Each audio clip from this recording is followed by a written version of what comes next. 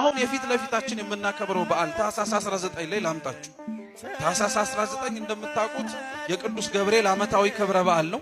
እርሱም 3 ደቂቅን ከተጣሉበት የእሳት ወላፈን ወይንም ደግሞ የተጣሉበት የእሳት ጉድጓድ ውስጥ ደርሶ ያወጣቸው እና ትንቢተ ዳንኤል ምዕራፍ 3 ከቁጥር 12 ጀምሮ ሲናገር ምን ይላል መሰላችሁ?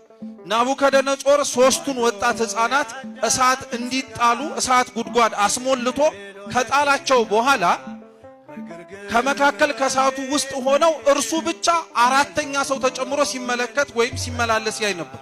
ስንተኛ ሰው? 4ኛ ሰው። በተለየ መልኩ ደግሞ ምን እንዳለ ስሙ። የ4ኛውም ከነሱ ጋር የሚመላለሰው ሰው መልኩ የአማልክትን ልጅ ይመስላል አለ። መልኩ የማንን ልጅ ይመስላል? የአማልክትን ልጅ መልክ ይመስላል ይላል። ቅድም ሙሴ ካየውና ይሄኛው ናቡከደነጾር የሚባለው የእግዚአብሔርን ራእይ ከተመለከተበት በጣም የሚቀርበው የትኛው? በሐመልማሉና በነበልባሉ ያየነው ራእይ ይበልጣል ወይስ የእግዚአብሔር መልአክ ቆሞ በእነሱ መካከል ሲመላለስ ማየቱ ይበልጣል? የእግዚአብሔር መልአክ ይበልጣል። በነገራችን ይሄ ለምን እንደሆነ ታውቃላችሁ? ነቢያት ዘመኑ እየቀረበ አምላክ ሰው የሚሆንበት ጊዜ እየቀረበ ሲመጣ በገሃድ እስከሚታያቸው ድረስ ይመለከቱት ነበር። ሰው እንደሚሆን ያጠይቅላቸው ነበር እና እያንዳንዱ ሰው ነኝ ብሎ በሚነግራቸው ወይም ሰው እሆናለሁ ብሎ በሚያስተላልፈው መልእክት ላይ የትም ቦታ ላይ እመቤታችን አትታጣም።